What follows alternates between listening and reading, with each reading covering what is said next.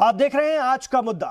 जम्मू कश्मीर में जमहूरियत के नए सवेरे का उजाला नजर आ रहा है और डीडीसी इंतखाबात में लोगों की हिस्सेदारी यही बयां करती है। लोगों ने 370 के बाद सारी तब्दीलियां कबूल कर ली हैं और सरकार भी रियासत की तरक्की के लिए संजीदा है।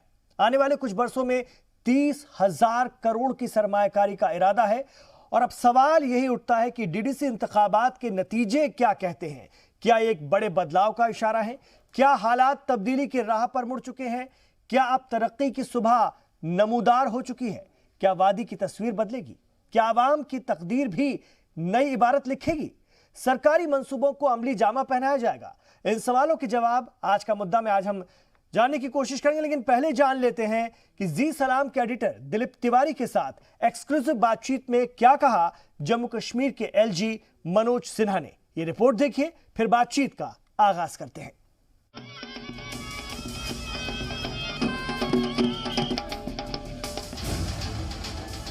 कल डीडीसी इंतखाबात के नतीजे आ रहे थे। जमहूरियत नई राह पर थी और जम्मू कश्मीर के एलजी मनोज सिन्हा नए सवेरे के उजाले का इशारा दे रहे थे। जी सलाम के एडिटर दिलीप तिवारी से एक्सक्लूसिव बातचीत के दौरान उन्होंने कहा कि रियासत में तब्दीली की नई हवा चल रही है। यहाँ के लोग इसी नए दौर के मुंतजिर थे।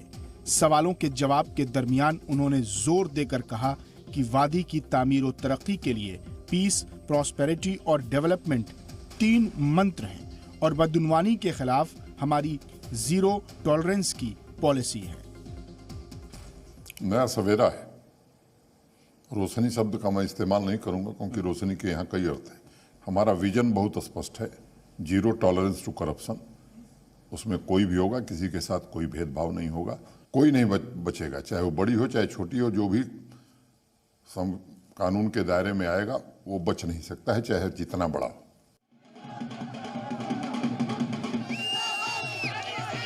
डीडीसी इंतखाबात के पुरअमन तरीके से मुकम्मल होने पर रियासत के एलजी ने इस कामयाबी का सेहरा मुकम्मल तौर पर फौज के सर बांधा।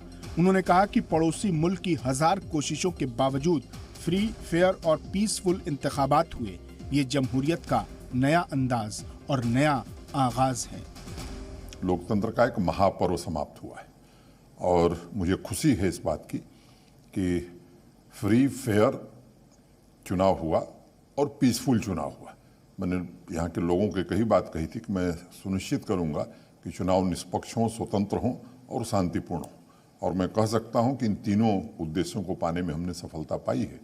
इसमें फोर्सेस के जवानों ने, जम्मू कश्मीर पुलिस ने, मतदान में लगे हुए हमारे सभी अधिकारी कर्मचारियों ने बड़ा सहयोग किया है। और अगर आप बाकी पिछले चुनावों को और इस चुनाव से देखेंगे तो जहां मतदान का प्रतिशत बढ़ा है वहां एक मतदान कर्मी हमारा चोटिल भी नहीं हुआ है। बाकी की बात छोड़ दीजिए। तालीम के हल्के में रोड मैप तैयार हो रहा है। स्पोर्ट्स और इंफ्रास्ट्रक्चर के लिए मंसूबे अमली तौर पर काम कर रहे हैं। नए लैंड लॉ में जम्मू कश्मीर के लोगों के हुकूक महफूज हैं। किसी के खिलाफ बदले की कार्रवाई नहीं हो रही है। पंचायती राज इदारे मजबूत हुए हैं। धीरे धीरे सभी इलाकों में 4G बहाल करने की पहल की जा रही है। टूरिज्म, हॉर्टिकल्चर और एग्रीकल्चर के शोबों पर भी फोकस हो रहा है। ऐसी तमाम हुसूलियाबियां गिनाते हुए एलजी ने कहा कि रियासत में आने वाले 3 वर्षों में 30,000 करोड़ की सरमायाकारी होगी। मैं उम्मीद करता हूं कि आने वाले 2-3 वर्षों में कम से कम 30,000 करोड़ का इन्वेस्टमेंट यहाँ आएगा। उसकी जो तैयारियां हैं, 3,000 एकड़ का लैंड बैंक हमने इंडस्ट्रियल पार्क के लिए बना रखा है और बाकी 3,000 एकड़ जमीन हमने चिन्हित कर ली है जिसे हम जल्द ही एक्वायर करने वाले हैं। तो एक तो इंडस्ट्रियलाइजेशन बड़े पैमाने पर हो ताकि रोजगार के अवसर मिले। तो इस तरह से अनेक फ्रंट पर हम काम कर रहे हैं और उसमें जो लक्ष्य हमने निर्धारित किया है कि 2025 तक ऐसी परिस्थिति बनानी है कि जम्मू कश्मीर के 80% युवाओं को रोजगार के अवसर उपलब्ध हो सके। जिस कश्मीरियत, जमहूरियत और इंसानियत की बात बरसों से होती रही है, जिस तामीर, तब्दीली और तरक्की की बातें होती रही हैं, क्या अब वो तस्वीर बदलेगी? क्या अब वादी के अवाम की तकदीर बदलेगी? ऐसे कई सवालों के जवाब के लिए आने वाले दिनों और महीनों का इंतजार करना होगा। ब्यूरो रिपोर्ट, जी मीडिया। तो जी सलाम के एडिटर दिलीप तिवारी साहब के साथ खास बातचीत में एलजी मनोज सिन्हा ने साफ तौर पर कहा है कि 30,000 करोड़ तक का इन्वेस्टमेंट होगा आगे आने वाले दिनों में, करीब 3 सालों में। ये बहुत बड़ा इन्वेस्टमेंट है, बहुत बड़ी सरमायाकारी है और इससे जम्मू कश्मीर के लोगों की तकदीर भी बदलेगी, वहां पर नए मौके पैदा होंगे, रोजगार के बड़े अवसर मिलेंगे। बहुत सारी ऐसी बातें हैं जिन पर इस वक्त फोकस करने की जरूरत है, बात करने की जरूरत है। मेरे साथ दो खास मेहमान जुड़ रहे हैं इस पर चर्चा करने के लिए, उनका तारुफ आपसे करवाना चाहूंगा। हमारे साथ जुड़ने जा रहे हैं इस वक्त प्रोफेसर एमएम अंसारी साहब, जो कि साबिक मुज़ाकरातकार हैं, उनका भी खैर मकदम है। और मेरे साथ इस वक्त जुड़ चुके हैं फिरोज बख्त अहमद साहब, जो कि चांसलर हैं मौलाना आजाद नेशनल उर्दू यूनिवर्सिटी के। सर खैर मकदम है आपका। फिरोज साहब, जो नताइज आए हैं डीडीसी इंतखाबात के और जिस हालात में, जिस पुरअमन तरीके से जम्मू कश्मीर का ये पहला ऐसा इलेक्शन है आर्टिकल 370 हटने के बाद और कई बरसों बाद, जिसमें न बंदूक चली न धमाका हुआ, बल्कि लोग खुशी खुशी घरों से निकले, शदीद सर्दी में वोट का इस्तेमाल किया, अपने हक रायदही का इस्तेमाल किया और इस तरह के नताइज आए। मैं आपसे जानना चाहूंगा ये नताइज, ये नतीजे क्या कहते हैं? जी ऐसा है डॉक्टर इमरान, जब आपके नरेटर इस प्रोग्राम की नरेशन दे रहे थे, बहुत अच्छी नरेशन उन्होंने लिखी, 3 अल्फाज का उन्होंने इस्तेमाल किया with reference to honourable governor Manoj Sinha साहब। वो क्या अल्फाज थे? Peace, prosperity and development. इन्हीं मुद्दों पर, जो डेमोक्रेटिक मुद्दे हैं, इन पर इलेक्शन लड़ा गया, खास तौर से जो मौजूदा सरकार है, जो बीजेपी की पार्टी है। ठीक है, कश्मीर के अवाम बीजेपी के ताल्लुक से, संघ के ताल्लुक से बहुत ज्यादा भटकाया, बहकाया, बहलाया और भड़काया गया है इन पिछले 70 सालों में। क्योंकि होता क्या है, अपना वोट बैंक बनाने के लिए ये लोग क्या करते हैं, जो वामपंथी हैं या जो कम्युनिस्ट हैं या जो ऑपोजिशन पार्टीज हैं, वो कहते हैं भाई ये बीजेपी बहुत खतरनाक है, मुसलमानों के लिए ठीक नहीं है, आरएसएस ठीक नहीं है। इस तरीके का जो टोन और टेन्योर पिछले 70 साल से क्रिएट किया गया, उसको बार बार ये लोग कहते थे हम ऐसा नहीं है, हम तो सबकी मदद करना चाहते हैं। तो जब पिछले 6 साल से मोदी जी का ये दौर चला, तो दुनिया ने देख लिया, मुसलमानों ने देख लिया, सबने देख लिया, पूरे हिंदुस्तान ने देख लिया कि ये जो लोग हैं ये डेवलपमेंट की बात करते हैं, ये सबको साथ लेकर सबका विकास और सबका यकीन जीतने की बात करते हैं। वही चीज कश्मीर में थोड़ा सा, ये मैं समझता हूँ थोड़ा लेट गया है मैसेज, लेकिन मैसेज चला गया। डेमोक्रेटिक वैल्यूज के ऊपर इलेक्शन लड़ा गया वहां पे। ठीक है, पहली चीज बड़ी खुशी। और वो मैं बता रहा हूँ, सोपुर जहां पार्लियामेंट का इलेक्शन हुआ, वहां पे सोपुर है या बांदीपुरा में कंफर्म करके बताता हूँ, वहां पार्लियामेंट के इलेक्शन में सिर्फ 1.3% लोग वोट डालने आए, और ये जो डिस्ट्रिक्ट इलेक्शन है इसमें 7.3% लोग वोट डालने आए। वहां बीजेपी का मुस्लिम कैंडिडेट जो है, ही इज द विनर। तो ये बहुत बड़ा फर्क आया। मैं समझता हूँ वो लोग जो खुश हो रहे हैं कि भाई वो जो गुपकार है, गुपकार की सीटें ज्यादा हैं वैली के अंदर, ऐसा कुछ नहीं है। बीजेपी ने अपनी जो 3 सीटों की, 4 सीटों की जो भी जगह बनाई है, उसका जो वोट का जो परसेंटेज है, ये बड़ी खुशाइंद बात है। कश्मीर से 370 हट गया, तो लोग जो अपनी वोटिंग की है, इमरान साहब 1 सेकंड मुझे और दे दीजिए, ये वोटिंग उन 3 फैमिलीज के खिलाफ करी है, चाहे वो अब्दुल्ला की फैमिली हो, या फिर मुफ्ती साहब की फैमिली हो, या फिर जो कांग्रेस के बहुत बड़े हेल्थ मिनिस्टर भी रह चुके हैं, जो यहाँ पे चीफ मिनिस्टर भी रह चुके हैं, गुलाम नबी आजाद। इन 3 फैमिलीज ने 70 साल में कश्मीर का, जिसको कहते हैं ना, सत्यानाश कर दिया।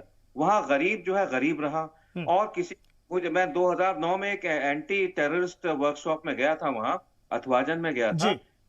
पता है चला कि सेंटर ने कुछ किताबें भेजी थी बच्चों के लिए, वो किताबें नहीं पहुंची। हर चीज ये लोग जो है डकार रहे थे, 3 फैमिलीज। और आखिर में मैं ये कहना चाहूंगा कि बीजेपी की तरफ से काफी लोगों ने, खास तौर से कई ग्रुप्स गए यहाँ, आरएसएस की तरफ से जो उनका मुस्लिम राष्ट्रीय मंच है, वहां से काफी लोग गए।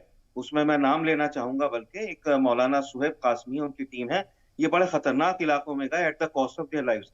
मतलब एक तरह से आपके मुताबिक बड़ा बदलाव हुआ है और ये आने वाले वक्त के लिए खुशाइंद पैगाम है। मेरे साथ प्रोफेसर एमएम अंसारी साहब भी इस वक्त जुड़ गए हैं। एमएम अंसारी साहब साबिक मुज़ाकरात कर रहे हैं, क्या ये बड़े बदलाव का इशारा है एमएम अंसारी साहब? मैं नहीं समझता किस बदलाव की आप बात कर रहे हैं, लेकिन इतना मैं जरूर कहूंगा कि पिछले 1 सालों में जब से 370 को एब्रोगेट किया गया और वहां पे लॉकडाउन हुआ, और ये देखा गया कि पूरे मुल्क में एक खुशी का माहौल था कि 370 को एब्रोगेट किया गया, लेकिन कश्मीर वैली में एक उदासी थी और वहाँ पे लॉकडाउन रहा जिसकी वजह से तमाम सफरिंग्स रही। और ये पहला उसके बाद इलेक्शन हुआ और इस इलेक्शन में जाहिर है कि ये बीजेपी भी कहती रही कि वहाँ पे अब जो इलेक्शन होगा इसके जो नतायज आएंगे उससे एक तरह का इंडोर्समेंट होगा कि जो भी कोई मोदी सरकार ने किया है और उसकी इंडोर्समेंट होगी। दूसरी तरफ जो गुपकार अलायंस जो बना वो जाहिर है कि वो अलायंस इसलिए बना कि ताकि वो बखूबी बीजेपी या सेंट्रल और पार्टीज से मुकाबला कर सकें और वो एक कश्मीर की एकजुट होकर के जो आवाज है, जो एहसासात हैं उसको वो कन्वे कर सकें। और इस इलेक्शन में जैसा हर इलेक्शन में होता है कि जो मौजूदा जो पॉलिसीज होती हैं, प्रोग्राम्स होती हैं, उसकी इंडोर्समेंट होती है जी। और सर ये बिल्कुल जाहिर सी बात है और इसमें कुछ गलत भी नहीं है अंसारी साहब कि लोकतंत्र में जमहूरियत में हर तरह की उसके मुखालिफ उन्होंने वोट दिया है। जमहूरियत में हर तरह के नजरिए की बात होनी भी चाहिए और शायद इसीलिए तमाम ग्रुप्स को इसमें हिस्सा भी लेने दिया गया और हक भी है उनका हिस्सा लेने का। वो अपनी बात रख सकते हैं, अवाम को फैसला करना होता है किसकी सीटें ज्यादा आई, किसकी सीटें कम आई। चर्चा का विषय या चर्चा की बात वो ना होकर के बड़ा सवाल ये है, जैसा कि एलजी मनोज सिन्हा कहते हैं कि एक नई सुबह का आगाज है, बड़ा इन्वेस्टमेंट होगा, नए तरीके से एक सोच होगी, आगे मुस्तकबिल के लिए हम बहुत दूर तक के लिए सोच रहे हैं, उसको कैसे देखें? देखिए, मैं ये बताना चाहूंगा कि जो डिस्ट्रिक्ट डेवलपमेंट काउंसिल डीडीसीज के जो इलेक्शन हुए हैं और अब जो ये काउंसिल जो कंस्टिट्यूट होंगी, मैं समझता हूं कि जम्मू एंड कश्मीर की हिस्ट्री में पहली दफा ये कंस्टिट्यूट होने जा रही हैं। हालांकि जो पंचायती राज इंस्टीट्यूशन के तहत जो 3 टियर सिस्टम है वो कभी भी मुकम्मल तरीके से इस्टेब्लिश नहीं हुआ। मैं आपको बताना चाहूंगा कि 2011 में जब इलेक्शन हुए तो 85% लोगों ने पार्टिसिपेट किया, लेकिन वो पूरी तरह से कंस्टिट्यूट नहीं हो पाई थी। पूरी तरह से मेरा मतलब है कि ग्राम पंचायत लेवल पे, फिर ब्लॉक लेवल पे और फिर डिस्ट्रिक्ट डेवलपमेंट लेवल पे। तो ये पहली दफा एक कोशिश हुई है। तो मैं इसमें 2 बातें कहना चाहूंगा। एक तो ये कि जाहिर है कि वहां पे कोई इस तरह का कोई बहुत बड़ा तजुर्बा नहीं है कि लोकल गवर्नेंस को किस तरह से मुकम्मल तरीके से वहां पे अंजाम दिया जाए और स्कीम्स को किस तरह से लाई जाए, इसलिए कि उसमें फाइनेंस, अकाउंट्स, एडमिनिस्ट्रेशन और रूल्स रेगुलेशन की तमाम बातें होती हैं, जिसके ऊपर मैं समझता हूं कि ट्रेनिंग नहीं है। तो ये कहां तक वहां पे गवर्नेंस को सुधारेगा, ये तो एक अलग मुद्दा है और ये देखी जाएगी बाद में। लेकिन दूसरा जो एक अहम मुद्दा रहा है, जो बीजेपी के भी स्पोक्स पर्सन कहते रहे और गुपकार अलायंस के भी लोग कहते रहे कि ये जो इलेक्शन होगा और इसके जो नतायज आएंगे, रिजल्ट्स आएंगे, वो इंडोर्स करेंगे कि सेंट्रल गवर्नमेंट ने जो भी कदम उठाए हैं 370 और 35A को लेकर के या स्टेट की जो हैसियत है वो बदलने के लिए, उसकी तायद होगी, उसको इंडोर्समेंट होगा या उसके मुखालिफ होगा। तो मैं समझता हूं कि ये नतीजा जो आया है वो जाहिर है कि अलग अलग पार्टी इसको अलग अलग तरीके से इंटरप्रेट कर रही हैं, लेकिन ये बात सही है कि एक जमहूरियत वहां बहाल हुई है, ये बड़ी अच्छी बात है। और दूसरी बात ये है कि वहां पे जो सेंट्रल गवर्नमेंट की जो अप्रोच रही है, जो वहां लॉकडाउन रहा है, जो ब्रूटल अप्रोचेस रही हैं वहां के मैनेज करने की, और वहां पे जो main stream of stream parties के तमाम लीडर्स को कैद रखा गया या उनको नजरबंद रखा गया, तो इन तमाम चीजों को देखते हुए वहां के लोगों ने इसकी वोटिंग की है।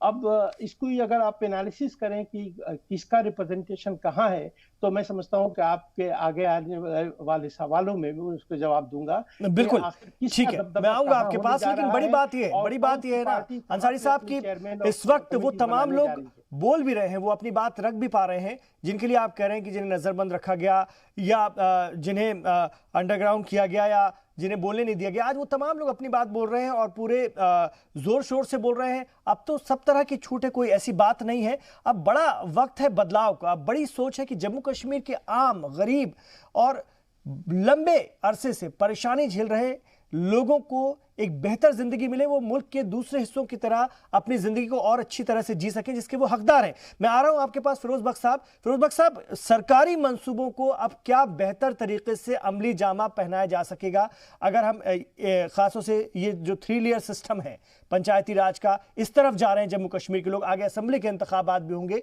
ये इसको आप कैसे देखते हैं? क्या वाकई ये ठीक तरह से मुमकिन हो पाएगा जो कि गुज़िश्ता बरसों में हो ही नहीं पाया जम्मू कश्मीर के अलग हालात के चलते?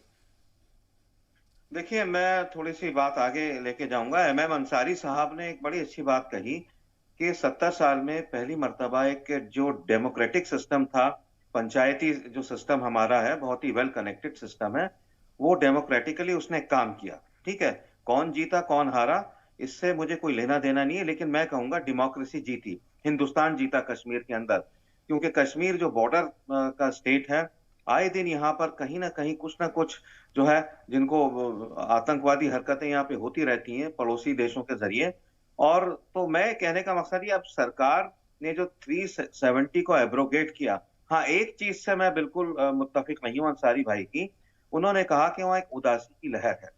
उदासी की लहर नहीं है, एकदम से जो सिस्टम नया आता है तो लोग उसको समझने में थोड़ा सा वक्त लगाते हैं। ठीक है, जो 3 सीटें आई हैं, मैं कोई बहुत ज्यादा मतलब खुशी जाहिर नहीं कर रहा, लेकिन 3 सीटों का आना एक सिंबॉलिक, एक इसका मतलब यह है कि अब वहां पर डेमोक्रेसी का जो रास्ता है वो अब चल पड़ा है। लेकिन कल से फिरोज बख्श साहब, जब हम बात कर रहे हैं दिगर लीडरान से भी जम्मू कश्मीर के, वो कह रहे हैं कि बीजेपी ने ये 3-4 सीट मैनेज करवा ली वादी में, और ये दिखाने के लिए कि हम भी वादी में एंटर हो गए हैं। ये इल्जाम बार बार लगाया जा रहा है, जबकि वादी में बीजेपी को पसंद करने वाला, बीजेपी का नाम लेने वाला भी कोई नहीं है। और ये इलेक्शन इसी बिना पर हुए थे कि वादी किसके साथ है। 370 का हटना अगर जायज है तो फिर आप बीजेपी को वोट कीजिए, और अगर नाजायज है तो अलायंस को वोट कीजिए।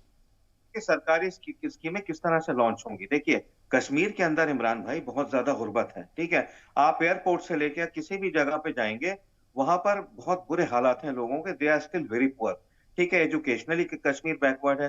पिछली जो सरकारें थी, बल्कि वो तो ये देखिए खेल कूद का जो फंड है, आप ये देखिए कश्मीर की एक अच्छी क्रिकेट टीम अभी तक डेवलप नहीं हुई है। हर स्टेट की बहुत अच्छी टीम है, कश्मीर की टीम इसलिए डेवलप नहीं हुई। एक बच्चा निकल के आया था, परवेज रसूल, लेकिन यह है कि पूरी और कोई बच्चा निकल के खास नहीं आया।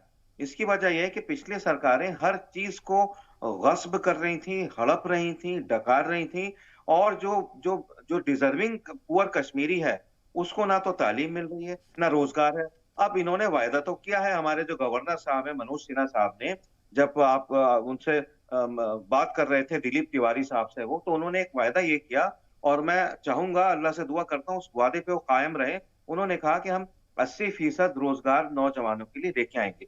और ईमानदारी की बात है कि जब जब सरकार ने वहां तालीम की बात करी, वो फौज में जो रिक्रूटमेंट की बात वहां हुई, तो वहां सैकड़ों हजारों बच्चे आ गए और उन्होंने फौज को ज्वाइन किया। तो अब कश्मीरियों के समझ में बात आ गई कि we have nothing to do with Pakistan. Pakistan से हमारा कोई लेना देना नहीं है। चाइना तो पड़ोसी मुल्क है, उससे भी कोई लेना देना नहीं है। अगर कोई उनकी मदद कर सकता है तो वो हिंदुस्तान कर सकता है। और मैं बताऊं, सबसे बड़ा स्टेप जो लिया था मोदी जी ने आते ही 2014 में, बड़ी खतरनाक जो है बारिशें और वहां तूफान वगैरह आए थे कश्मीर के अंदर, तो बहुत बड़ा पैकेज उन्होंने दिया था कश्मीर की सरकार को। तो और जो फौज, जिन फौजियों को कई बार आपस में टकराव हो जाता है नासमझी की वजह से कश्मीर में फौज में, वही फौजी 2014 में घुस के उन्होंने पानी के अंदर किस किस तरह से उन बेचारे कश्मीरियों की मदद की। तो मैं समझता हूं सरकार की जो सारी स्कीम्स हैं अब कायदे से लॉन्च होंगी। इसमें मैं ये कहना चाहूंगा, कुछ देखिए इसमें बहुत बड़ा कंट्रीब्यूशन जो हमारे NSA हैं, जनाब अजीत डोवाल साहब, उनकी अपनी एक टीम है, बड़ी खामोशी से दीज पीपल लाई लो, बहुत खामोशी से काम करते हैं। देखिए अब वहां पर आतंकी हमले काफी कम हो गए, हो रहे हैं, अभी भी वक्त लगेगा। 70 साल के जो गड्ढे हैं वो इतनी आसानी से भरने वाले नहीं है। तो सरकार की सारी स्कीम्स लॉन्च होंगी। 370 जाने के बाद अब कश्मीरी समझ गया है कि मैं अब तिरंगा झंडा फहराऊंगा, कश्मीर के अलग झंडे से या पाकिस्तानी झंडों से या आईसिस के झंडों से अब कोई कुछ काम नहीं होने वाला है। और इस्लाम भी यही कहता है, हुब्बुल वतनी निस्फुल ईमान, यानी आधा जो ईमान है हमारा वो वतन से मोहब्बत है। ठीक है, मैं आ रहा हूं आपके पास। प्रोफेसर MM अंसारी साहब, 3 साल में करीब 30,000 करोड़ रुपए की सरमायाकारी क्या कश्मीरियों की, बिलखुसूस वादी की किस्मत बदलेगी? देखिए, जहां तक वहां पे इन्वेस्टमेंट का सवाल है, ये हमेशा से होता रहा है। और वहां पे जब भी कोई सरकार बनी है, वो सेंट्रल गवर्नमेंट की सपोर्ट से ही बनी है। मसलन अगर आप देखें तो 3 साल तक पीडीपी और बीजेपी की अलायंस गवर्नमेंट थी। और इससे पहले अगर आप देखें तो या तो कांग्रेस के साथ वहाँ की सरकार बनी है या एनडीए के साथ रही है। 6 साल जब एनडीए की हुकूमत थी 2004 तक, तब भी नेशनल कॉन्फ्रेंस उनके साथ रही। तो मैं समझता हूँ कि सेंट्रल गवर्नमेंट तो हमेशा ही स्टेट गवर्नमेंट के साथ रही है और वो वहाँ पे प्रोग्राम्स को इम्प्लीमेंटेशन में उसमें मदद करती रही है। रहा सवाल वहाँ पे जो डेवलपमेंट और गरीबी के और बहुत सारे जो सवालात हैं, वो अपनी जगह पे हैं और तमाम स्टेट्स के हैं। आप क्या समझते हैं कि क्या जम्मू एंड कश्मीर और दिगर हमारे जो स्टेट्स हैं, बिहार है, आसाम है या बंगाल है, उससे क्या उनकी हालत बहुत बदतर है? असल में वहां पे जो मसला है वो डेवलपमेंट के साथ साथ जो है वो सियासी मसला है। और ये जो हम इलेक्शन आज जो डिस्कस कर रहे हैं, उसका एक सियासी ही मैं समझता हूँ कि मैसेज लेना चाहिए। और वो ये कि अब तक जो पिछले पीडीपी और बीजेपी के अलायंस के साथ जो सरकार चली और इसके बाद जिस तरह से 370 का एब्रोगेशन हुआ और उसके बाद वहां के लोगों पे क्या असर रहा और इससे क्या मैसेज जाता है, मैं समझता हूं कि उसको इंटरप्रेट करने की जरूरत है। और अभी जैसा कि हमारे दोस्त कह रहे थे कि 3 सीटें जो है कश्मीर में बीजेपी की आई है, लेकिन आप ये क्यों नहीं देखते कि जम्मू जो जहां पे बीजेपी का हमेशा बहुत बड़ा दबदबा रहा है, वहां पे 35 से ज्यादा सीट्स जो है वो पीडीपी, नेशनल कॉन्फ्रेंस और कांग्रेस ने लिया है। और 20 जो डिस्ट्रिक्ट्स जहां पे ये इलेक्शंस हुए हैं, उसमें सिर्फ 6 डिस्ट्रिक्ट ऐसी हैं जम्मू में, और सिर्फ जम्मू में जहां बीजेपी की अक्सरियत है, जहां ये अपने चेयरमैन बनाएंगे। बाकी 14 डिस्ट्रिक्ट्स में ये गुपकार, लेकिन अंसारी साहब बिल्कुल और लोग होंगे। आप सही कह रहे हैं अंसारी साहब, लेकिन उन्होंने साथ में ये भी कहा, उन्होंने ये भी कहा कि सीटों में किसने बढ़ोतरी हासिल की, कौन आगे गया कौन पीछे गया, मसला मुद्दा अभी इस वक्त वो नहीं है। मुद्दा ये है कि लोगों के लिए जमहूरियत का एक रास्ता तैयार हुआ, लोगों को एक वे मिला जिस तरफ उनको बढ़ना है और वो खुद इसके लिए चलने को तैयार हैं। आर्टिकल 370 हटने के बाद ये प्रोपेगेंडा किया गया था कि आपको अब तमाम अपने हुकूक से, हकायक से बिल्कुल अलग रख दिया जाएगा, जुदा कर दिया जाएगा। वो कहीं ना कहीं बैरियर टूटा है। इस पर भी मैं बात करूंगा सर। एक छोटा सा ब्रेक हम यहां पर लेने जा रहे हैं, इस वक्फे के बाद लौट रहे हैं। आप रहिए इस खास चर्चा के साथ।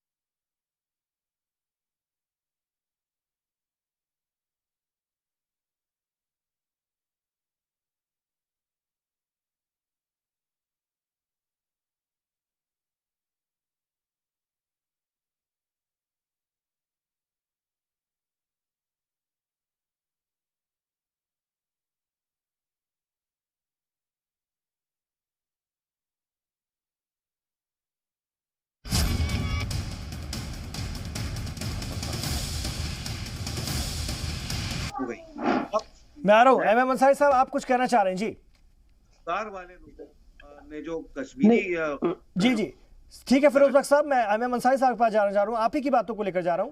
आप कुछ कहना चाह रहे थे सर? जी, इस वक्त सिर्फ जो डेवलपमेंट की बात है, मैं आपसे अर्ज करूं कि जब मैं वहाँ मुज़ाकरात टीम का मेंबर था, तो वहाँ पे 10 जो 5 ईयर प्लान्स जो कंप्लीट हुए थे उनकी थॉरो हमने स्टडी की थी, एनालिसिस की है और हमारे रिपोर्ट में वो शामिल है कि सरकारें जो हैं वो बार-बार कहती हैं कि कश्मीर में इतने हजार करोड़ का इन्वेस्टमेंट होगा, लेकिन एक्चुअली हो नहीं पाता। जी किसी न किसी वजह से ये अनाउंसमेंट जो होती हैं कि जी इतना पैसा लेकिन वहां सर जा मैं रहा बड़ी है, माजरत लेकिन के साथ आपको ग्राउंड बीच लेवल में पे रोकते वो हुए ये जरूर आपसे देखिए, पूछूंगा मैं जो सर। आपकी बात कर रहा हूँ वो एक फैक्चुअल बात कर रहा जी हूँ जिसको लेकिन मैं as a आपसे बड़ी student- माजरत के साथ कहूंगा सर कि ये भी कहा जाता है कि एक वो दौर था, आज एक ये दौर है।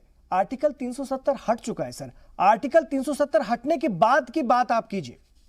बिल्कुल मैं उसी की बात करना चाहता हूँ। देखिए, अगर हम ये समझते हैं कि ये जो इलेक्शन हुआ है बहुत अहम है और इसमें कोई शक नहीं कि अहम है, तो आप क्या समझते हैं कि असेंबली इलेक्शन जो है अहम नहीं था? और जब हमारे यहाँ ये 19 में जब इलेक्शन 2019 में इलेक्शन हुए तो कई स्टेट्स में जो ड्यू था वहां पे उड़ीसा वगैरह में वो इलेक्शंस हुए, कश्मीर में भी ड्यू था लेकिन उस वक्त नहीं किया गया, दानिश्ता उसको रोका गया इसलिए कि शायद ये गवर्नमेंट का प्लान था कि 2019 में आने के बाद वो एब्रोगेट करेंगे और इसी वजह से उन्होंने अलायंस वगैरह भी खत्म किया। तो मैं आपसे ये कहना चाहता हूं कि ये सिर्फ जो इलेक्शन का जो रिजल्ट है वो जो सरकार ने जो हुकूमत ने जो पॉलिसी ली है या तो उसको इंडोर्स करता है या उसकी मुखालफत करते हैं, ये नतीजा आता है। दूसरी बात मैं कहूंगा कि जब 370 और 35A एब्रोगेट हुआ तो पूरी दुनिया में इसका रिएक्शन आया, पूरी दुनिया में रिएक्शन आया और ये जो एक मैसेज जाता है पूरी दुनिया में कि जिस तरह से ये एब्रोगेट हुआ था वो अनडेमोक्रेटिक तरीका था और यहाँ पे एतराजात हुए और ये मामला सुप्रीम कोर्ट में भी है और दुनिया में और बहुत सारे दीगर लीडरों ने इसका एतराज किया। तो मैं समझता हूँ कि एक मैसेज जो जाता है कि कश्मीर में लोगों ने इस बात को पसंद नहीं किया। मैं आपसे अर्ज करना चाहूंगा कि जम्मू में भी जो 4 डिस्ट्रिक्ट्स हैं वहां पे इसको बीजेपी को कोई मेजॉरिटी नहीं मिली है, यानी वहां से भी लोगों को एतराज हुआ है कि 35A जो बाहर के लोगों को इजाजत देता है कि वहां पे जाकर के जमीन खरीद सकते हैं, वो बच सकते हैं, वो बिजनेस कर सकते हैं, उनको उनके खिलाफ ये बात आती है। तो मैं इसको असल में सिर्फ एक पॉलिटिकल मैसेजिंग के तौर पे लेना लेकिन एमएम अंसारी साहब इसी इंटरव्यू में बात करेंगे तो मनोज सिन्हा साहब ने एलजी मनोज सिन्हा साहब ने ये भी कहा कि जम्मू कश्मीर के लिए जो पॉलिसी, ये जो भी ज़ाब्ते हम बना रहे हैं वो हिमाचल या दीगर पहाड़ी रियासतों की तरह वहाँ पर जो ज़ाब्ते हैं ज़मीनों को लेकर के, बाहरी लोगों के बसने को लेकर के, वो तमाम ज़ाब्ते हम यहाँ भी रखेंगे। ऐसा नहीं है कि एकदम तमाम चीज़ों को खुला कर दिया जाएगा। जो वक़ार, जो डिग्निटी और जो सोच और जो ज़ाब्ते हैं उस पर पूरी तरह से अमल किया जाएगा। ऐसा नहीं है कि जिस तरह की बात कही जा रही है, जिस तरह का खौफ दिखाया जा रहा है उसी तरह हो जाए। डॉक्टर इमरान, सर मैं मेरा सवाल एमएम अंसारी साहब से था, फिर आ रहा हूं आपके पास। जी, मैं आपसे अर्ज करूंगा कि देखिए जो 370 या 371 और 2 जो है इस तरह की प्रोविजन जो है हमारे यहाँ 9 स्टेट्स को दिया जा चुका है, नॉर्थ ईस्ट में भी इस तरह के प्रोविजंस हैं। तो जाहिर है कि लोग इसका एतराज कर रहे थे और मैं समझता हूं कि उसी वजह से ये जो रिजल्ट्स आए हैं, बावजूद इसके कि आप देखिए कि जो पिछला स्टेट असेंबली इलेक्शन हुए थे उसमें बीजेपी को काफी बढ़त थी, लेकिन इस दफा उनका दबदबा जो है यहाँ तक कि जम्मू रीजन में भी उनका कम हुआ है। तो मैं समझता हूँ कि देखिए दोनों चीजों को हमें इस वक्त मिक्सअप नहीं करना है। हमारा जो तरक्याती जो मंसूबे हैं वो तो जाहिर है कि पूरे हिंदुस्तान में लागू होते हैं और उसके तरीके लेकिन अंसारी साहब, सियासी विल पावर के बिना डेवलपमेंट कैसे मुमकिन है? इससे पहले जेएनके में यही तो देखा गया, सियासी विल पावर उस तरह की थी ही नहीं, तो उस तरह का डेवलपमेंट हो नहीं पाया। आपसे अर्ज ये कर रहा हूं कि जब जो भी वहां पे सरकारें बनी है वो सेंटर की सपोर्ट से बनी है।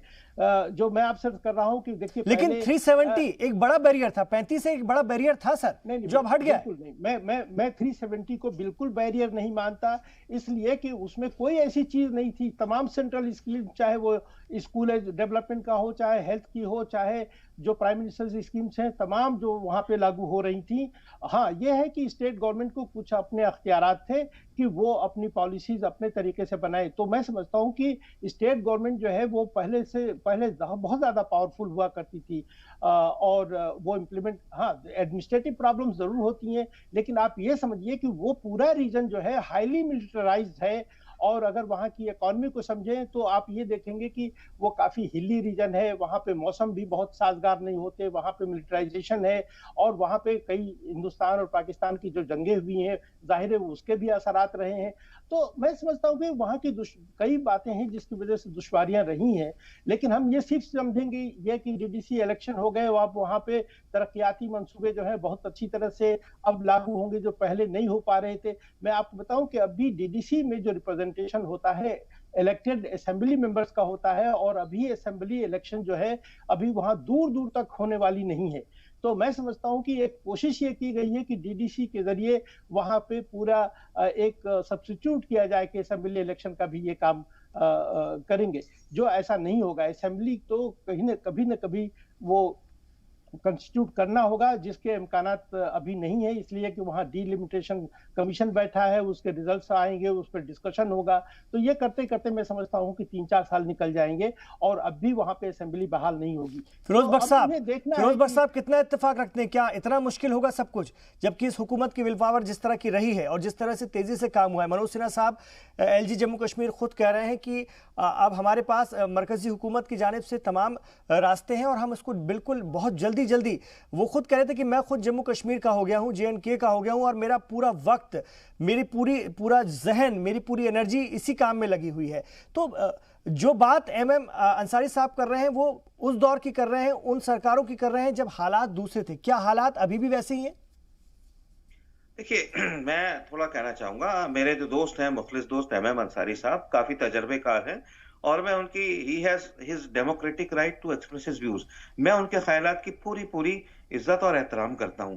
ही has the right to say that. लेकिन मैं इसमें यह भी ऐड करना चाहूंगा, देखिए अगर हम ये सोच के खुश रहें कि बीजेपी की तो महज 3 सीटें आई हैं और गुपकार अलायंस की, वो ये भी बार बार जोड़ रहे हैं सर कि जम्मू में भी बीजेपी को नुकसान हुआ है।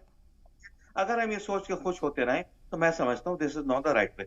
बीजेपी दुनिया ने देख लिया है, हिंदुस्तानियों ने देख लिया है और अब कश्मीरी भी देख रहे हैं। इससे पहले हैदराबाद वालों ने देख लिया, बंगाल वाले देखेंगे कि बीजेपी कॉन्स्टिट्यूशनल तरीके से सरकार को चलाने में यकीन रखती है। मेरी बात हो रही थी एक बकरवाल लीडर से, नाम नहीं बताऊंगा क्योंकि उन्होंने मुझसे कहा था अगर आप इस तरह की बात करें मेरा नाम मत लीजिए। एक बकरवाल वहां कम्युनिटी है कश्मीर में, वो कह रहे थे हम तो ये समझते थे कि वो कश्मीर में बीजेपी आएगी पता नहीं क्या कर देगी, ये मोदी सरकार आएगी क्या कर देगी, हमें हमारी कत्लो गारत गरी शुरू हो जाएगी। उन्होंने कहा कि बीजेपी ने बहुत कायदे से, बहुत सही तरीके से, कॉन्स्टिट्यूशनली लॉफुली इसको कंडक्ट किया है, स्टेट की जो भी प्रोसीडिंग्स है, और हम तो बड़ा डरते थे। इसके अलावा उन्होंने तारीफ की एक लीडर, आरएसएस के लीडर की खुल के तारीफ की। वहां को आरएसएस के लीडर की तारीफ पर तो गोलियां मार देते हैं।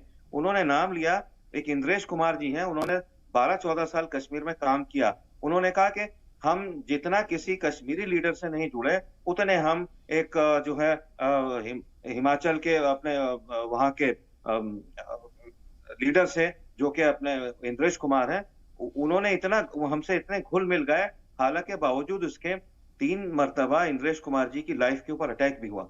तो ये सारा मैं कहता हूं कि लेकिन बावजूद उसके जिंदगी चलती है। और इंद्रेश कुमार जी ने जिन लोगों को कश्मीर भेजा था, जिसमें मैंने मौलाना सुहेब कासमी साहब का भी जिक्र किया था, इन लोगों ने अपनी जान पर खेलकर लोगों को ये समझाया देखो बीजेपी से डरने की जरूरत नहीं है, आरएसएस से डरने की जरूरत नहीं है, एक सिस्टम है, ये सबसे बड़ी ऑर्गेनाइजेशन है and they are well meaning for Muslims, they are not anti Muslim. अब 70 साल तो हमारे यही सुनते हुए गुजर गए कि बीजेपी जहां जाएगी जो है खून बहाएगी, मुसलमानों को कत्लेआम करेगी। बिल्कुल गलत है। इस चीज को आम मुसलमान समझ रहा है, सिवाय उन चंद लोगों के जिनकी। मैं आ रहा हूं सर आपके पास, आ रहा हूं एक ब्रेक के बाद, और उस सवाल के साथ भी आऊंगा जो एमएम अंसारी साहब कह रहे हैं कि अभी भी उन्हें खदशा है, उन्हें इस बात का शक है कि असेंबली इंतखाबात जम्मू कश्मीर में कराना अभी मुमकिन नहीं है, या ये बहुत दूर की सोच होगी, अभी 3-4 साल इसमें लग जाएंगे। क्या ऐसा हो सकता है, जबकि हुकूमत जम्मू कश्मीर को लेकर के बहुत बड़ी सोच रख रही है और लगातार इस दिशा में, इस सिमत में काम हो रहा है? इसमें मैं बात करने की कोशिश करूंगा एक छोटे से वक्फे के बाद।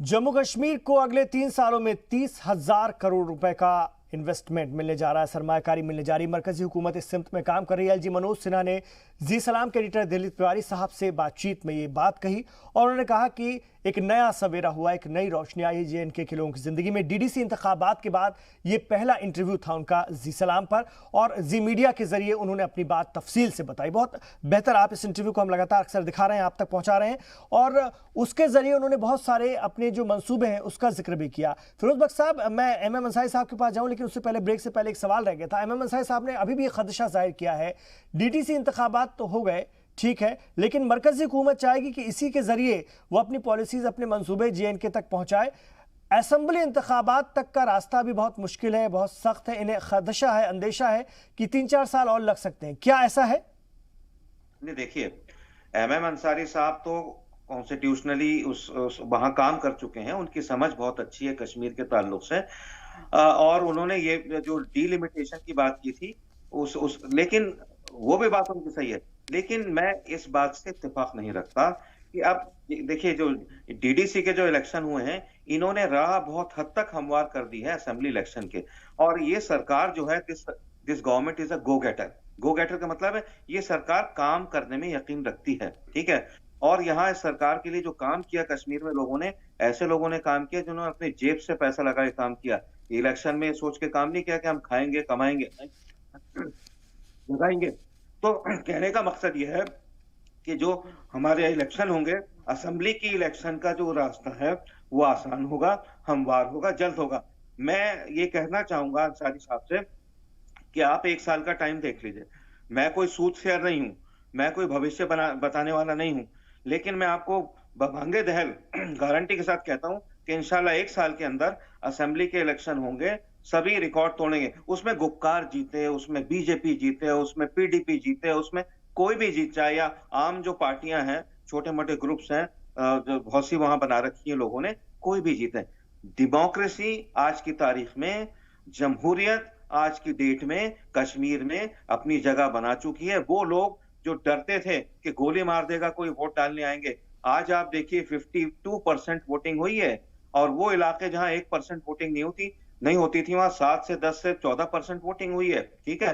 तो ये मैं समझता हूं कि कश्मीर के अच्छे दिन आ गए हैं और आगे मजीद और अच्छे दिन आएंगे।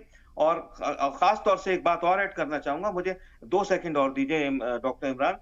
सबसे बड़ा काम अब जो सरकार को करना चाहिए, कश्मीरी पंडित जो वहां से डिस्प्लेस हुए, they should now be called back. सरकार को उनके लिए भी ऐसा सिस्टम बनाना चाहिए कि उनके दिल से सारा डर निकल जाए और जो उनके मामलात हैं, जो उनकी खेती बाड़ियां हैं, जो उनके काम हैं, जो उनकी मकान है, वहां पे वापस आए और अपनी जड़ों से जुड़ें। और हिंदू, मुस्लिम, सिख, ईसाई, बौद्ध बहुत हैं वहां पे, सब मिलके, और सरकार का जो तरक्की का रास्ता है, न्यू इंडिया विजन है, जो बात वजीर आजम मोदी ने कल अलीगढ़ में कही थी कि अलीगढ़ को हम न्यू इंडिया का विजन जो है बनाना चाहते हैं, उसी तरह से मैं समझता हूँ यहाँ के जो गवर्नर हैं मनोज सिन्हा, बहुत सुलझे हुए, बहुत कायदे के इंसान है। हो सकता है कि न्यू इंडिया विजन वो कश्मीर के लिए भी वहां से शुरू करें। तो जरूरत इस बात की है, हम सरकार को मौका, हम नेगेटिव सोच से बाहर आए। एमएम अंसारी साहब, नेगेटिविटी से बाहर आने की जरूरत है। 1 साल से भी कम वक्त कह रहे हैं, 1 साल बहुत ज्यादा लगा, तो आगे असेंबली इंतखाबात हो सकते हैं और आप कह रहे हैं कि 3-4 साल तक ये टलते रहेंगे। आप अपने अनुभव से, अपनी सोच के बिना पर बात कर रहे हैं, लेकिन जब हम बात करते हैं तो मौजूदा हालात जिस तरह के, मौजूदा हुकूमत की जिस तरह की सोच है, क्या हमें उसको नहीं देखना चाहिए? मैं जो आपको समझाने की कोशिश कर रहा हूं कि आप इस गवर्नेंस सिस्टम को समझने की कोशिश कीजिए जी। अभी गवर्नमेंट ने डीलिमिटेशन कमीशन बनाया है और अभी कब तक इसकी रिपोर्ट आएगी, फिर उसके रिपोर्ट के ऊपर लोगों के व्यूज लिए जाते हैं और कमेंट्स लिए जाते हैं, इसके बाद उसमें भी 6-8 महीने लग जाते हैं, इसके बाद फाइनलाइज होगा। तो आज से ये अंदाजा लगाइए कि अगर अगले 6-8 महीने में रिपोर्ट आती है, फिर इसके बाद 6 महीने और लगेंगे उस पर कमेंट्स आने में, तो ये 1-1.5 साल तो यूं ही लग जाएगा। दूसरी बात ये चूंकि जिस तरह के रिजल्ट नतीजे आए हैं डीडीसी में, ये अगर रिजल्ट अगर ऐसे ही हो तो मैं नहीं समझता कि बीजेपी जो है वहां पे इलेक्शन कराएगी। इसलिए कि अगर इलेक्शन कराती है तो जाहिर है कि असेंबली इलेक्शन में भी बीजेपी को वो बढ़त हासिल नहीं होगी जो उसको होना चाहिए, जो उसकी उम्मीदें होंगी। तो मैं इस लिहाज से कह रहा हूँ। दूसरी बात ये मैं कहना चाहता हूँ कि ये जो डीडीसी का जो इलेक्शन हुआ है, मैंने आपको जैसे बताया कि पंचायती राज सिस्टम में ये 3 टियर सिस्टम है। पंचायत लेवल पे होता है, ब्लॉक लेवल पे, डीडीसी लेवल पे, और फिर इसका कनेक्शन जो है असेंबली से होता है। अब चूंकि असेंबली नहीं है तो वहां पे लेफ्टिनेंट गवर्नर है, गवर्नर जो है वो सीधे डायरेक्शन देंगे और रिसोर्स एलोकेशन होगा, वहां पे डेवलपमेंट होंगी। तो मैं समझता हूं कि ये जो एक मॉडल है वो आज तक कभी भी किसी भी हमारे हिंदुस्तान की स्टेट में ट्राई नहीं हुआ है।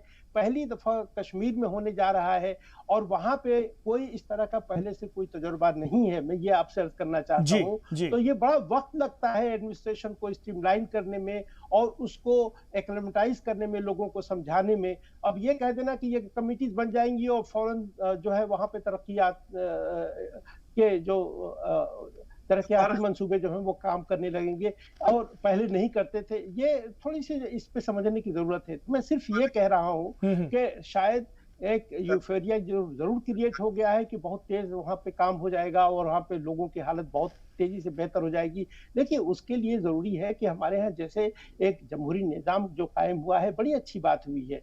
और इसी तरह से अब चूंकि असेंबली इलेक्शन हो जाती तो वो भी बड़ी अच्छी बात होती।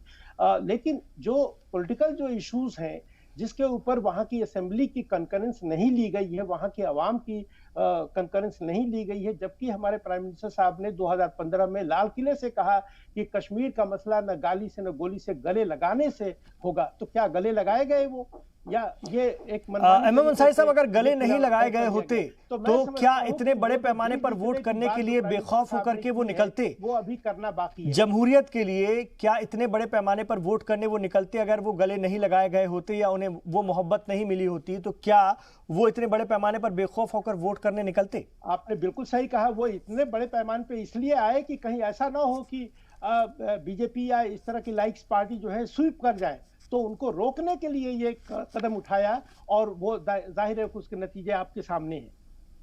फिरोज बख्श साहब जी, मैं देखिए इसमें ये अर्ज करना चाहूंगा कि देखिए अंसारी साहब का अपना तजर्बा है, अपने तजर्बे से जो बात कह रहे हैं बिल्कुल अपना, उनको पूरा हक है अपनी बात कहने का और मैं भी उनकी बात सुन रहा हूं, उसको मैं बिल्कुल सैल्यूट करता हूं। लेकिन देखिए, इस तरह से हमें नहीं कहना चाहिए कि वहाँ डिलिमिटेशन है, वक्त लगता है। लेकिन मैं समझता हूँ ये सरकार सारे काम बहुत तेज स्पीड से कर रही है, ठीक है। ये लटकाती नहीं किसी चीज को, हाँ हम देख रहे हैं, हम समझ रहे हैं, हम करेंगे। आपने एग्जाम्पल दिया मोदी जी का कि लाल किले से आपने एक ऐलान किया था, बिल्कुल सही ऐलान किया था। लेकिन मोदी जी कभी ये नहीं कहते हाँ हम देख रहे हैं, हम समझ रहे हैं, हम करेंगे, मुबारक देते हैं, ये नहीं है। He is a man of action, ठीक है। जो वो कहते हैं, जिसको हिंदी में एक मुहावरा है ना, उनकी करनी और कथनी में फर्क नहीं है, ठीक है। ये बहुत बड़ी बात है। इसको हिंदुस्तान ने देखा, पूरी दुनिया ने देख लिया, अब कश्मीरी देख रहे हैं। तो मैं ये समझता हूं, मैं अंसारी साहब, मैं ये नहीं कह रहा कोई अल्लाह दीन का चिराग है इसके बीजेपी के हाथ में कि बिल्कुल जाते ही जो है वो सब जगह सब ठीक हो जाएगा, वक्त लगेगा। लेकिन उस रास्ते पे कश्मीर आ गया है कि वहां एक दिन इंशाल्लाह ये जो नहीं, वो ये भी कहना चाह रहे हैं सर, वो ये भी कहना चाह रहे हैं कि बीजेपी को ये एहसास हो गया कि अभी भी उन्हें वादी में उस तरह की कहीं ना कहीं शमूलियत हासिल नहीं हुई आवाम के बीच में, इसीलिए वो असेंबली इलेक्शन कराने से खुद गुरेज करेंगे कि जब तक उनका एक्सेप्टेंस वहां बढ़ जाए तब आगे चल करके जहां उन्हें फायदा होगा वो इस दिशा में सोचेंगे। ये बात भी वो कह रहे हैं। होंगे, आप देख लीजिएगा। बीजेपी को वोट बैंक नहीं चाहिए। बीजेपी ये नहीं कि वो सोचेगी कि मैं हार जाऊं, मैं नहीं कराऊं। देखिए कितने स्टेट्स में ऐसा हुआ है, हर स्टेट में। आप ये देखिए दिल्ली में नहीं डरी बीजेपी, प्राइम मिनिस्टर भी आए, ठीक है। दिस इज डेमोक्रेसी, ठीक है। बीजेपी ने हमेशा डेमोक्रेसी की कदर की है। कभी भी कोई राष्ट्रपति जो राज लगते हैं, आए दिन कांग्रेस के राज में लगते रहते थे, ऐसा नहीं किया। तो बहुत जल्दी वहां लोग समझ रहे हैं, कश्मीर के लोगों ने भी समझना शुरू कर दिया है। और जो मैं बकरवाल कम्युनिटी के लीडर की बात कर रहा था, उन्होंने कहा कि हम तो इतना खौफजदा थे कि पता नहीं बीजेपी क्या करेगी जब आएगी। तो उन्होंने 2014 से अब तक जो हमने इसका ट्रैक देखा है, ट्रैक डिप्लोमेसी की भी उन्होंने मुझे बात बताई थी कि Kashmir is on the path of now not only democracy but true prosperity and development. यहाँ जो बच्चे हैं, नौजवान बच्चा अब जुड़ रहा है मोदी जी की सरकार। चलते चलते बस आपसे यही पूछूंगा फिरोज बख्श साहब की तरक्की की एक सुबह नमूदार हो चुकी है J&K में, बिलखुसूस वादी में। बिल्कुल सही है, जैसे नए भारत की नींव डाली है मोदी जी ने, उसी तरह से नए कश्मीर की भी नींव वो मोदी जी और उनकी टीम ने डाली है। ठीक है, और मैं समझता हूं कि आने वाले 6 महीनों में अल्लाह ने चाहा तो ये जो खूंरेजी वहां होती है अक्रॉस द बॉर्डर, वहां से आ जाते हैं, ये भी बंद होगा और जो कश्मीरी पंडित हैं वो भी यहाँ बेखौफ होकर लौटेंगे। और वाकई में कश्मीर, जिसको के बाहर के एक सैलानी ने कहा था दिस इज गॉड स्पॉट, यानी जन्नत का एक टुकड़ा ये बनेगा। इसमें सरकार भी यही चाहती है। ठीक है, तो इलेक्शन कोई हारे कोई जीते, हमें उनसे भी कोई रंजिश नहीं है। ठीक है, पुलिस ने जिसको आया है जो यहाँ पर पूरा डायनेस्टिक राज चला है, लेकिन मुझे इस बात से सख्त जो है नफरत है, वो बहुत बुरी। आप ये देखिए कि इनका जो घर है उमर अब्दुल्ला का, शायद फ्रेंच प्रेसिडेंट का भी घर ऐसा नहीं होगा। ऐसी बिल्कुल, तो इस पर और हम बात करते रहेंगे। सियासी जो वहां की पृष्ठभूमि है, जो वहां के हालात है, उस पर हम लोग अक्सर चर्चा करते रहते हैं। आज मेरा वक्त पूरा हुआ जा रहा है। हम गवर्नर साहब के इंटरव्यू जो कि जी सलाम पर दिखाया गया, जी मीडिया पर दिखाया गया, उसके हवाले से चर्चा कर रहे थे। 30,000 करोड़ की सरमायाकारी आने वाले कुछ सालों में, करीब 3 सालों में, अपने आप में J&K के लोगों का जो भविष्य है, जो मुस्तकबिल है, उसे बहुत बड़े पैमाने पर बदलेगी, ये उम्मीद की जा सकती है। और जिस तरह से काम हो रहा है, जो विल पावर है, जो काम करने का तरीकाकार है, उसको देखते हुए इस पर यकीन किया जा सकता है। बहुत शुक्रिया आप दोनों का। हम बैठेंगे सर, इस पर वक्त पर चर्चा करते रहेंगे। अंसारी साहब आपका भी बहुत शुक्रिया, बख्श साहब आपका भी बहुत बहुत शुक्रिया, आपने वक्त दिया। तो नाजरीन, तमाम खबरों पर हमारी नजर बनी हुई है और जम्मू कश्मीर के हवाले से हम लगातार जी सलाम के जरिए आपसे वहां के इशूज पर, वहां की सियासत पर, वहां के समाज पर, वहां के लोगों की जिंदगी के हवाले से बात करते रहते हैं। और जी सलाम हमेशा J&K के लोगों के साथ है। आप रहिए जी सलाम के साथ।